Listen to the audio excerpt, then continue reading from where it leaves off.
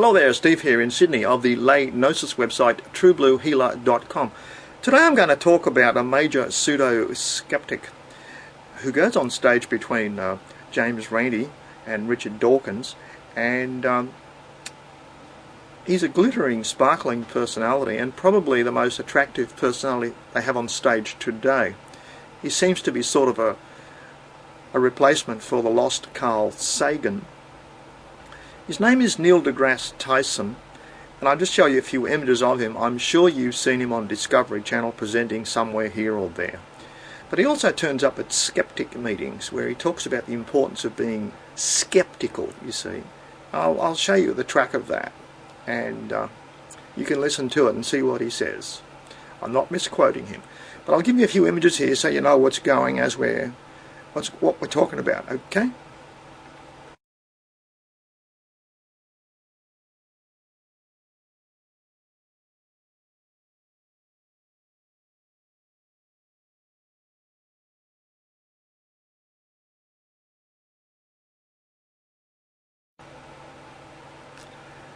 Neil deGrasse Tyson is billed as a qualified astrophysicist, which is, almost worthy of worship. What the hell is that? Must be a real scientist. And he's billed as this, and he's said to be working at the prestigious Smithsonian Institute, popularising science. So in that sense, he's very much like Richard Dawkins. Do you remember Richard Dawkins was never actually a professor of evolution or biology, but actually the title of his professorship chair is popularising science, the popular view of science. And that seems to be what Neil deGrasse Tyson is doing, and there's really nothing wrong with that. I love colourful scientific shows, don't we all? It's today's modern metaphor, isn't it? Neil deGrasse Tyson would seem to be worthy of nothing but praise. He's a beautiful, attractive man. He's a very good presenter with a flowing form of speech and a beautiful James Earl Jones, almost Darth Vader type voice. He's a low-level comedian. He makes little sort of weak jokes, and he gets high levels of laughter from the audience. He goes to skeptic meetings, and he just says a few keywords, and everyone roars with laughter. Sort of like whatever he says is funny. He's going to get an applause and positive response no matter what he says, you see. And there's a problem with that, because as an astrophysicist, all he really does is go on stage and repeat the one joke that Richard Dawkins knows, which is, and I'll be playing this for you, and he, at every one of these amazing Randi meetings where he turns up on stage, he reminds everybody that you can be so open-minded that your brains can just fall out. Now, as far as I know, that's the only joke that Richard Dawkins knows, and here we've got an astrophysicist repeating it. The funny part is the audience loves it. This weak, constantly reiterated 50-year-old joke or something brings roars of laughter from the audience. These are people who have paid to come and hear this meme spoken over and over again. They pay for it, they enjoy it, they want to hear it, coming from such a wonderful Discovery Channel presenter. And he's a good presenter. He has quite a sort of comedic body language, that sort of thing, and he's quite good indeed. So I give him 100% for presentation.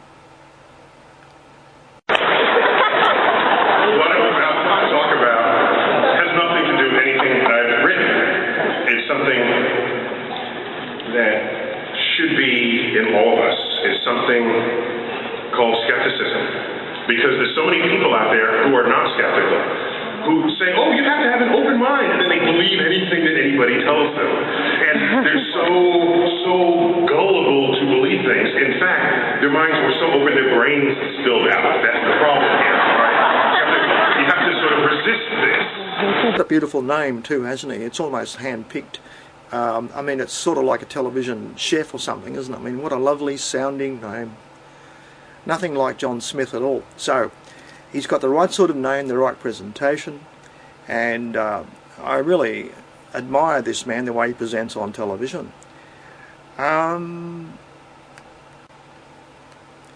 He's certainly got command of the media and access to the media. He's been on Time magazine, and he's done live interviews where he had a poem ready. He's going to answer 10 questions or something about the universe.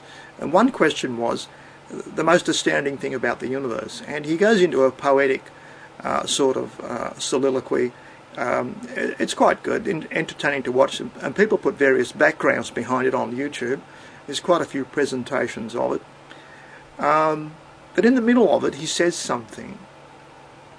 He's talking about the massive size of the universe, and he says in the middle of this presentation, and I'll mark it for you on the soundtrack when you hear it, that some people feel small when they are presented by the hugeness of the universe, words to that effect. Some people feel small. Okay? Now, I'm very glad he said that, because he basically hangs around with the pseudo-skeptic James Randi, Richard Dawkins community. And I've had that written to myself hundreds of times by skeptics. And the conclusion all the pseudo-skeptics come to is that the universe is so big, it renders me, myself, worthless. I've had that written to me by many, many pseudo-skeptics over the years. It's a wrong conclusion. It's a wrong conclusion. And I made a video about this very subject years ago. Carl Sagan had the same effect, going on and on and on about how insignificant we are because the universe is so big. That's the meaning that many pseudo-skeptics read into this vastness of the universe. They are literally assaulted, beaten into a heap, rendered virtually nothing. Their life is not worth living. And we find this is a common theme to all the pseudo-skeptics. So you get people like Louis Sava, the skeptic who wrote Everything is Pointless. That's the name of his blog. Nothing is worth doing. And I've had so many people say to me, look, you just don't understand how far it is to Jupiter. Once you understand how far it is to Jupiter, you realise nothing's worth doing and life is pointless. That's a protest about the harshness of reality, the way it's presented to pseudo-skeptics. Now, I think they are negatively predisposed to take that way too much to heart and render themselves dismissible by mentioning a few numbers and the size of the universe. It's a personality defect in each and every one of them, and collectively as a group it is played to by Neil deGrasse Tyson and James Randi and Richard Dawkins. DeGrasse Tyson says he personally is not made to feel small. He feels very big because he's part of the universe, plugged into it, and it's part of him and it's inside him. But the general pseudo-skeptic audience don't have that breadth of thought, that athleticism of mind to go that far. They just shrink because of their predisposition to, I am useless, I am hopeless, my life is pointless. This tendency toward depression and self-loathing, it's a very common theme in pseudo-skeptics. They're coming out of the JREF James Randi site. I've had this written to me many hundreds of times. So I'm very glad that Neil deGrasse Tyson has confirmed the fact, because he lives amongst all these pseudo-skeptic people. He bathes in it, rolls in it, revels in it. He lives amongst the pseudo-skeptics like James Randi, Dawkins, etc. And he copies their moves on stage. So he's not that original a presenter. And he plays a bit of a comedian act, throwing his hands up defensively, that sort of thing. Lots of humorous body language. But I can thank Neil deGrasse Tyson for confirming my suspicion from years ago, revealed to me by skeptics one-on-one, that astronomical distances and the size of space actually do damage to some people who are predisposed toward self-dislike, self-loathing, inferiority feelings. You can be rendered pointless, useless, and not worth living. It can add to your fears if you already have them. Okay? So there we've got from this astrophysicist from the prestigious Smithsonian Institute, confirmation that a lot of people are actually damaged by large numbers. They take it to heart. It has a biochemical effect on them, depressing them at least.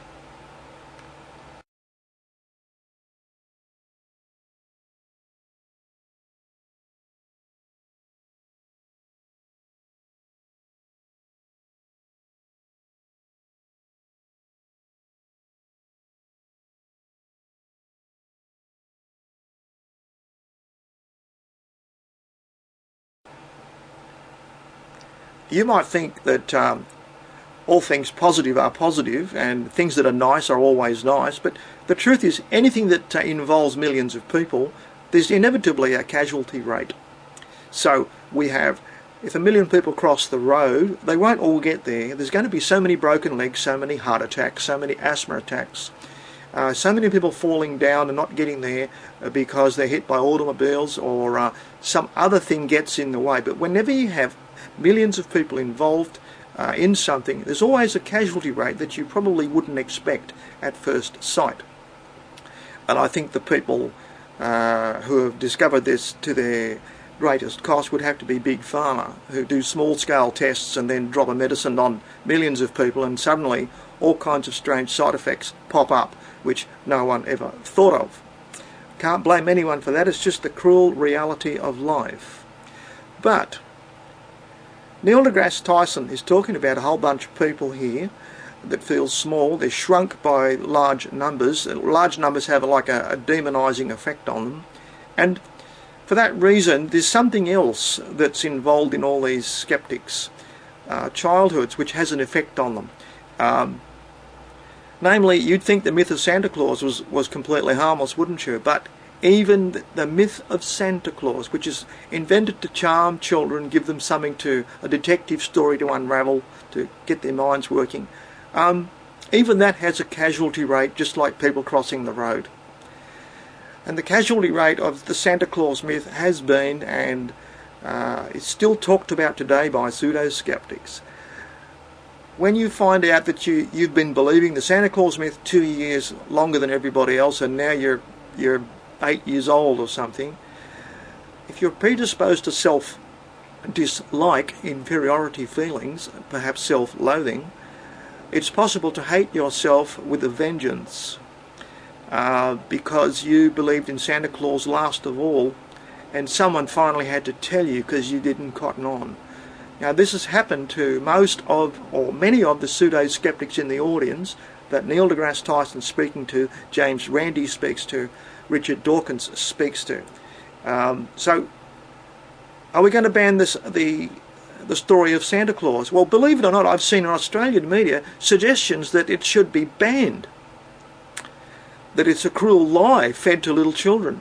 So there have been moves to try and, because of its casualty rate, I've actually seen moves to try and abolish the Santa Claus myth and abolish Christmas. There's always people attacking us, isn't there? Always little pressure groups wanting to steer society their way.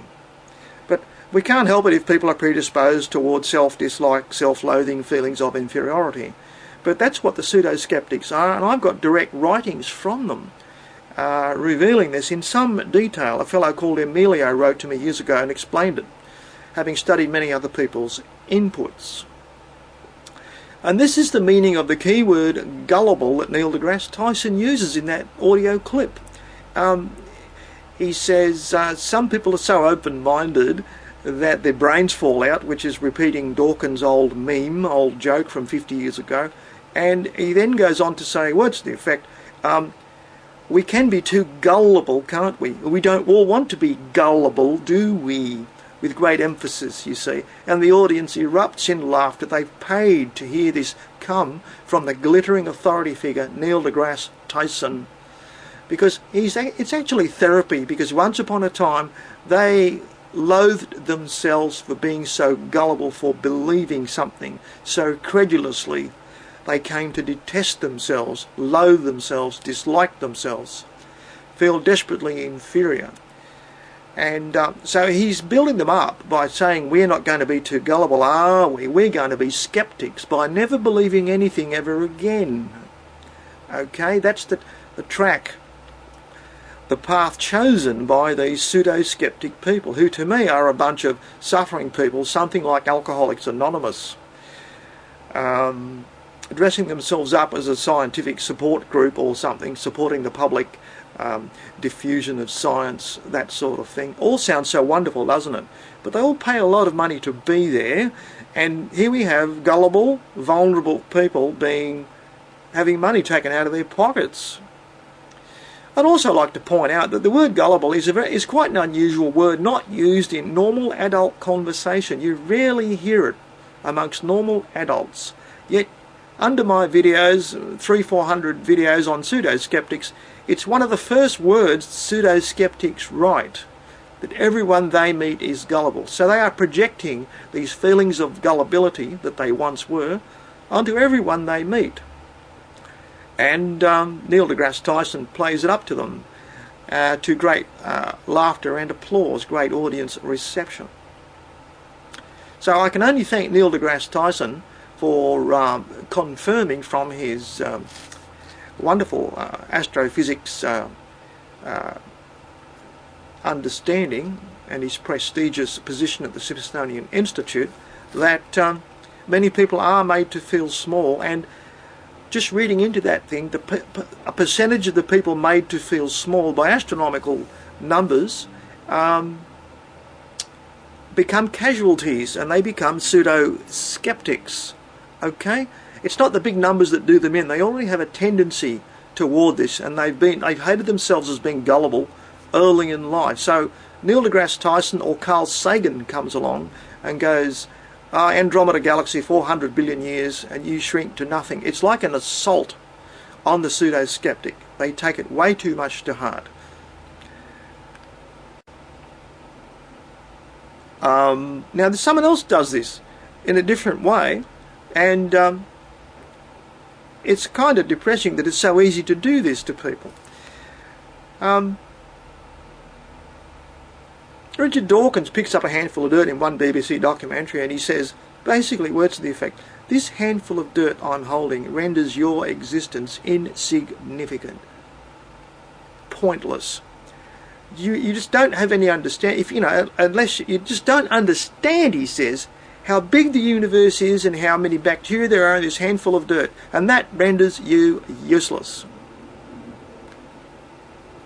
I mean, if you just carry this one step further and just substitute a couple of terms, it doesn't sound anywhere near as dramatic. And it's because of the beautiful speaking voices, the Oxbridge speaking voice of Richard Dawkins, I think. I think voices have significant effects on the minds of people. Certainly Neil deGrasse Tyson's does. So we have, pick up a house brick and you say, oh, there's 500 million molecules in this house brick, which renders you pointless. It's 500 million miles to Jupiter, or it's just a long way to Tipperary, but still your life is rendered pointless, meaningless. It's really comparing yourself to a distance or a physical dimension. It's a real mistake of materialist thinking. It does them damage, does them harm.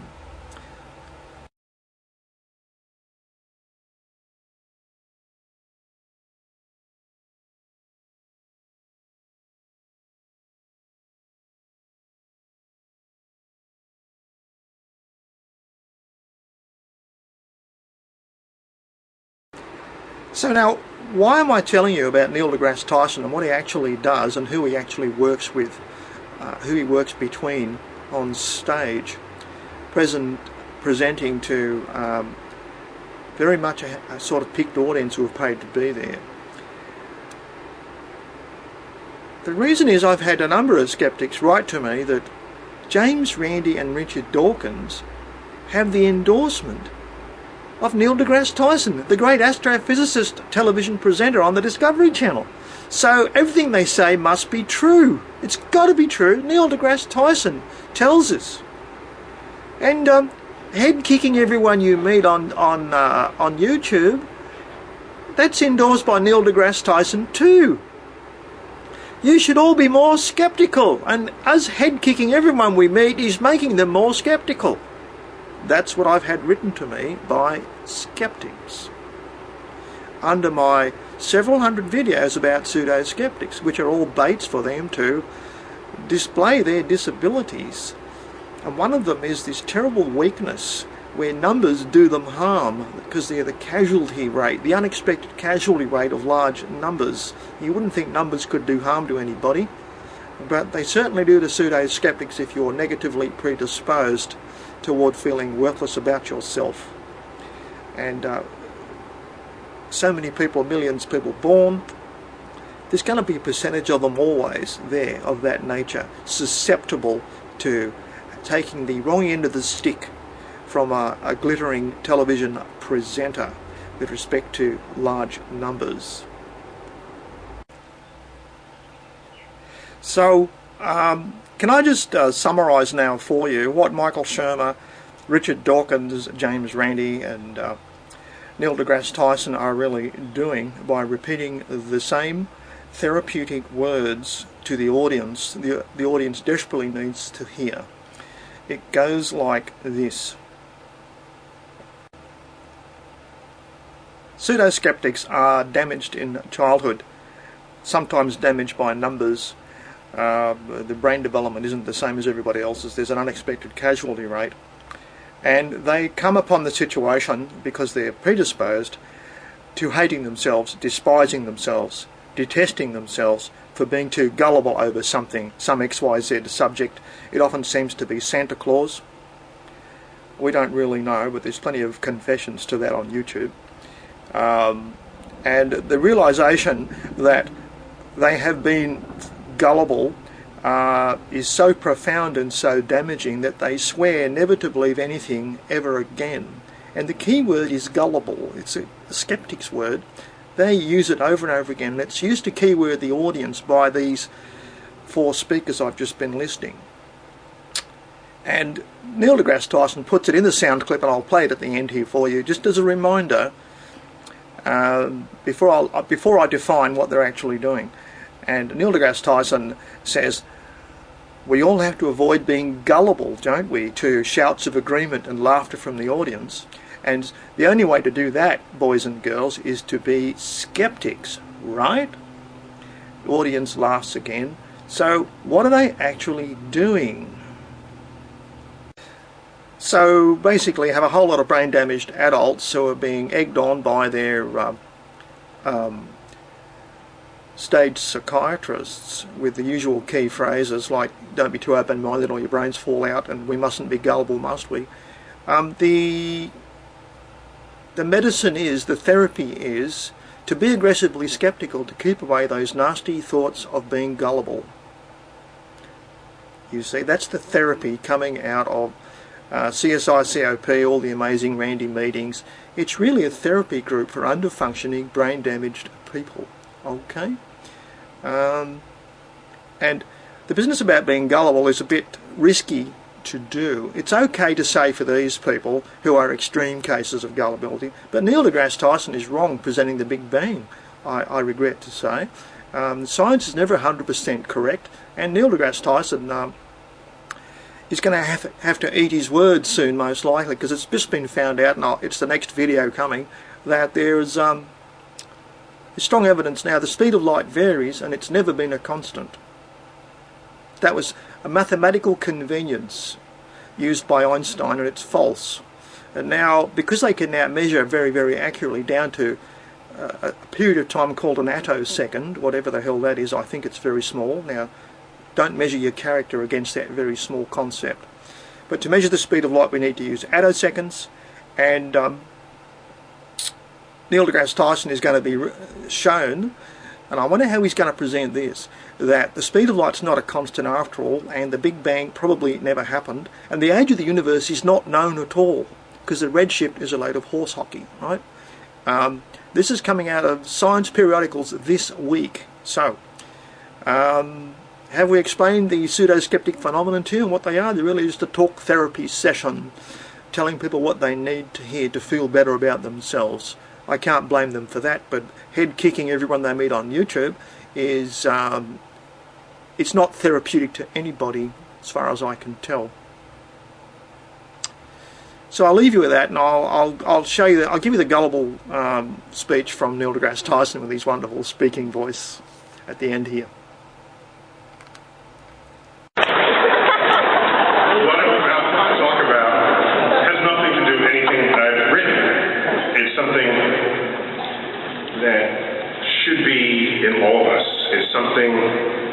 Called skepticism, because there's so many people out there who are not skeptical, who say, oh, you have to have an open mind, and then they believe anything that anybody tells them, and they're so gullible to believe things. In fact, Their minds were so open, their brains spilled out. That's the problem here, right? You have to sort of resist this. Hello there, Steve here in Sydney of the lay gnosis website truebluehealer.com. Today I'm going to talk about a major pseudo-skeptic who goes on stage between James Randi and Richard Dawkins, and he's a glittering, sparkling personality and probably the most attractive personality they have on stage today. He seems to be sort of a replacement for the lost Carl Sagan. His name is Neil deGrasse Tyson, and I'll just show you a few images of him. I'm sure you've seen him on Discovery Channel presenting somewhere here or there. But he also turns up at skeptic meetings where he talks about the importance of being skeptical, you see. I'll show you an institute, popularising science. So in that sense, he's very much like Richard Dawkins. Do you remember Richard Dawkins was never actually a professor of evolution or biology, but actually the title of his professorship chair is popularising science, the popular view of science. And that seems to be what Neil deGrasse Tyson is doing, and there's really nothing wrong with that. I love colourful scientific shows, don't we all? It's today's modern metaphor, isn't it? Neil deGrasse Tyson would seem to be worthy of nothing but praise. He's a beautiful, attractive man. He's a very good presenter with a flowing form of speech and a beautiful, and I'll be playing this for you. And he, at every one of these amazing Randi meetings where he turns up on stage, he reminds everybody that you can be so open-minded that your brains can just fall out. Now, as far as I know, that's the only joke that Richard Dawkins knows, and here we've got an astrophysicist repeating it. The funny part is the audience loves it. This weak, constantly reiterated 50-year-old joke or something brings roars of laughter from the audience. These are people who have paid to come and hear this meme spoken over and over again. They pay for it, they enjoy it, they want to hear it. I'll show you the track of that, and you can listen to it and see what he says. I'm not misquoting him, but I'll give you a few images here so you know what's going as what we're talking about, okay?